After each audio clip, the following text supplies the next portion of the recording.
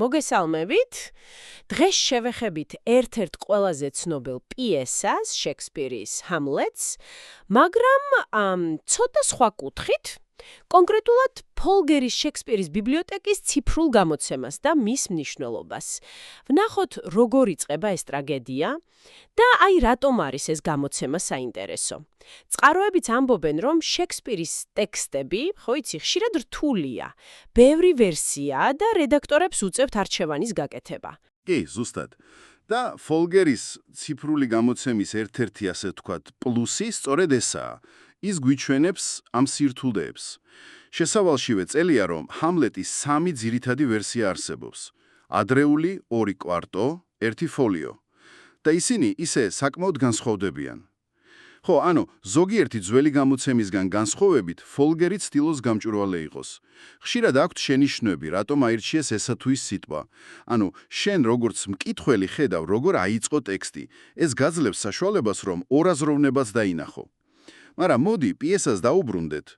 ყველაფერი იწყება, კატალიზატორი არის ჰამლეტის მამის სიკვდილი, უეცარი სიკვდილი და დედამისის, გერტრუდას ძალიან სწრაფი ქორწინება. თან ვისზე? ბიძამისზე, კლავდიუსზე. და პირველივე სცენები ძალიან ისეთია მისტიკური. მოჩვენება ჩნდება ელსინორის გალავანზე, თან არაუბრალოდ აჩრდილი, არამედ ჰამლეტის მამის სული საბრძოლო აბჯარში. ფოლგერის კომენტარებშიც ალბათ იქნება ამაზე საუბარი, სხვადასხვა ინტერპრეტაციები. და ეს მოჩვენება პირდაპირ ეუბნება ჰამლეტს, კლავდიუსმა მომწამლა და შური იძიეო, ის ბოლო სიტყვები, გახსოვდე მე, რა მძიმე არა. წარმოუდგენლად მძიმე. ისედაც ჰამლეტი გლოვის პროცესშია. მამა დაკარგა, დედამისი ასე მოიქცა. და ახლა ზემოდან ეს პირდაპირი ბრძანება შურის ძიებაზე. ეს უკვე აჩენს კითხვებს, მორალურს, ეგზისტენციალურს. შეუძლია კი ამის გაკეთება. და ამ წნეხის ქვეშ იღებს გადაწყვეტილებას, რომ თავი მოიგიჟიანოს, putan antic disposition on, როგორც თვითონ ამბობს. ეს არ არის უბრალოდ გაგიჟება, სტრატეგია, ნიღაბი. კი, ნიღაბი, რომ დააკვირდეს კლავდიუსს სამეფო კარს. ისე საინტერესოა სხვადასხვა გამოცემა სიგიჟეს როგორ წარმოაჩენს. ფოლგერი ალბათ ორიგინალურ მართწერასაც ინარჩუნებს ხოლმე, რაც შეიძლება ამ ნიუანსებს უსვამდეს ხაზს. კი, ცდილობენ მაქსიმალურად. თუმცა პოლონიუსი, კარის მრჩეველი, ამას ხსნის. თავისებურად. ძალიან მარტივად. ჰამლეტი ოფელიაზეა შეყვარებული და უიმედო სიყვარულმა შეშალაო. და ზუსტად ამ დროს, როცა ჰამლეტი რაღაც მტკიცებულებას, დადასტურებას ეძებს, მსახიობები ჩამოდიან. იდეალური მომენტია მისთვის, რომ თეატრი გამოიყენოს.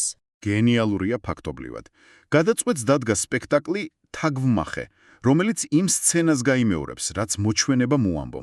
მიზანი დააკვირდეს კლავდიუსის რეაქციას. პიესა არის მახე, რომლითაც მეფის სინდის დავიჭარ თვითონვე ამბობს. და აქ ხედავ უკვე ამ თემას, რა არის რეალობა, რა თამაში, რა მოჩვენებითობა. თანამდროს ჩამოდიან როზენკრანცი და გილდენსტერნი, ვითომ მეგობრები. სინამდვილეში მეფემ და დედოფალმა დაიქირავეს, რომ ჰამლეტს უთვალთვალონ. კიდევ ერთი ფენა სიყალბის. ამ ყველაფრის ფონზე ისმის ალბათ ყველაზე ცნობილი მონოლოგი, ყოფნა არ ყოფნა. ეს რაზე მეტყველებს? რა მდგომარეობაშია ჰამლეტი? ფოლგერის ტექსტი რამეს გვეუბნება მონოლოგის განლაგებაზე ან რამე? ყოფნა არ ყოფნა ეს არის უკვე ჰამლეტის ფილოსოფიური კრიზისის პიკი. ის ფიქრობს სიცოცხლის აზრზე, ტანჯვაზე, სიკვდილზე, რა არის სიკვდილის შემდეგ. რატომ იტანს ადამიანი ამდენ ტკივილს?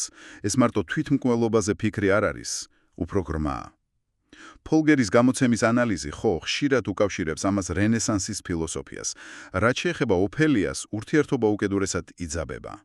ის ცნობილი ფრაზა, მონასტერში წადი. ამის ინტერპრეტაციაც ბევრნაირია. ზრუნვა, ცინიზმი, თუ ცდილობს დაიცვას. ტექსტური ვარიაციები, რაზეც ფოლგერი მიუთითებს, ამ სცენასაც სხვადასხვა შუქზე წარმოაჩენს ხოლმე. გასაგებია. და მოდის თაგმახის დრო. სპექტაკლი, მკვლელობის სცენა. რა ხდება მანდ? კლავდიუსი ვერ უძლებს. აშკარად ეტყობა რეაქცია. ფერს კარგავს, წამოვარდება და გადის დარბაზიდან. ჰამლეტისთვის ეს არის, მტკიცებულება, უტყუარი, მოჩვენება მართალი იყო. ახლა მეფის სიტყვას 1000 ფუნტის სანაცვლოდ მივიღებ, ეუბნება ხორაციოს. თუმცა შურის ძიების შანსი თითქოს მაშინვე ჩნდება. ხო, როცა კლავდიუს ლოცვისას პოულობს, არა, რატომ არ კლავს მაშინ? იდეალური მომენტი ჩანს. ჰამლეტის ლოგიკაა, რომ თუ მას ლოცვის დროს, ანუ სინანულისას მოკლავს, მისი სული პირდაპირ სამოთხეში წავა. ეს კი შურისძიება არ იქნება, პირიქით ჯილდოსავით გამოვა. ამიტომ ამბობს, დაველოდები, როდის იქნება რაიმე ცოდვაში ჩაფლულიო და ამის მერე მიდის დედასთან, გერტრუდასთან დასაპირისპირებლად. და აი ამ დაძაბული საუბრისას ფარდის უკნიდან ესმის ხმაური. ფიქრობს კლავდიუსია და დაუფიქრებლად იშიშვლებს მახვილს და კლავს, მაგრამ პოლონიუსს შეცდომით. უი, ეს უკვე ძალიან ცulis ყველაფერს. კი, ეს იმპულსური შემთხვევითი მკვლელობა ტრაგედიას სულ სხვა ბევრად სახიფათო და სისხლიან კალაპოტში აგდებს. გასაგებია. მაშასე დღეს ჩვენ შევეხეთ ფოლკერის გამოცემის სპეციფიკას, ტრაგედიის დასაწყისს, მოჩვენების ბრძანებას, ჰამლეტის იმ ცნობილ სიგიჟეს, მის გეგმას თაგვმახით და აი ამ საბედისტერო შეცდომას პოლონიუსის მკვლელობას. და ბოლოს აი შენთვის, როგორც მკითხველისთვის, დაფიქრდი ამაზე. ჰამლეტმა იცის სიმართლე. მიზანი აქვს შურისძიება. მაგრამ სანამ ამ მიზანს მიაღწევს, თავად ხდება მკვლელი, თანაც შემთხვევით. როგორც სulis ეს ფაქტი მის მორალურ მდგომარეობას იმ თავდაპირველ თითქოს და სამართლიან მისიასთან შედარებით. და როგორ იმოქმედებს ეს უკვე სხვების ბედზე, განსაკუთრებით ლაერტესზე, პოლონიუსის შვილზე. მას ხო ახლა თავისი შურისძიების მოტივი უჩნდება. ფოლგერის მსგავსი გამოცემები, რომლებიც გვიჩვენებენ ტექსტის ამ ფენებს, ამ კითხებზე ფიქრს, რა ვიცი, კიდევ უფრო ამძაფრებს.